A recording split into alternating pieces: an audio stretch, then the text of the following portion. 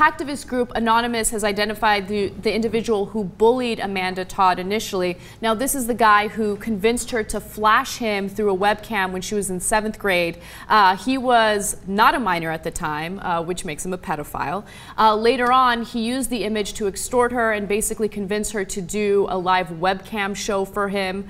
Otherwise, he would send that picture to friends and family. He sent the picture to friends and family, and then that kind of started this whole cycle of bullying. She moved schools several different times as a result, and regardless of where she went, those images of her basically came back to haunt her. So many students had bullied her that she eventually took her life last week. And it's just a really sad story, and I'm very mixed as to whether or not I should applaud Anonymous, because I feel like they have the right intentions, right? Like their hearts are in the right place. They feel that this girl was bullied to the point where she couldn't take it anymore and she took her own life. She was on antidepressants. Her family did everything possible to make sure that she got better, but she didn't get better. It just consistently got worse. And they identified the guy, you know, his name is Cody. They shared his private information online. I mean, Anonymous is amazing with this stuff. You don't want to mess with Anonymous because they will find your private information and they will post it online.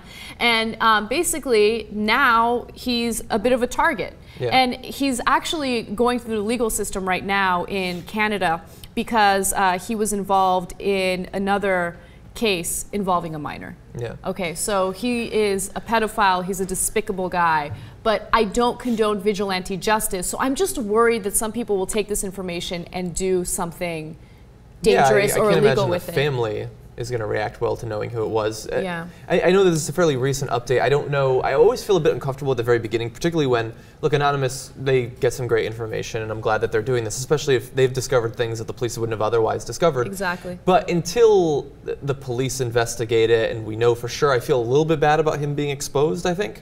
I mean, if it turns out that he did actually do these things that Anonymous is alleging that he did, then I'm sure that he will end up in jail. I mean, not only the pedophilia, but there's all sorts of potential like cyberbullying and stuff like that could come up.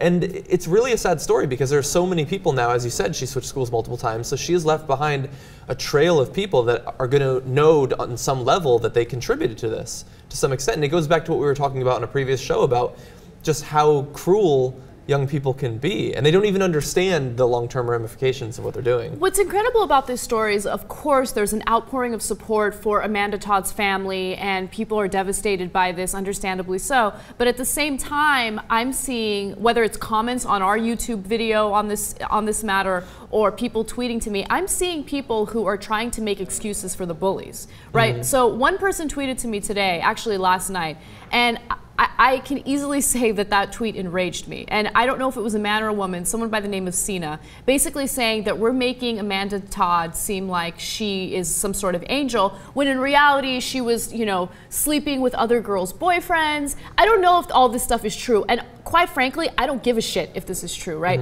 But apparently she was doing live sex shows through webcams regularly. So what?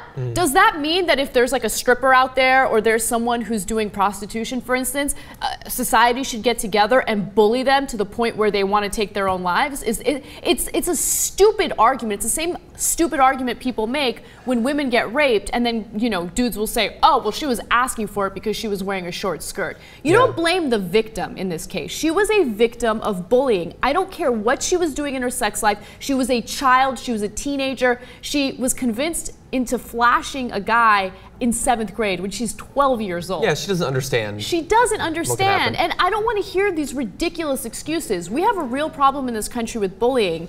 And the reason why we're not coming up with a solution is because we have people who make excuses for the bullies. Oh, these kids are too soft. They need to take it. They need to learn that this is what reality is like. No, this is a real problem. Students are taking their lives. We need to stop making excuses for bullies.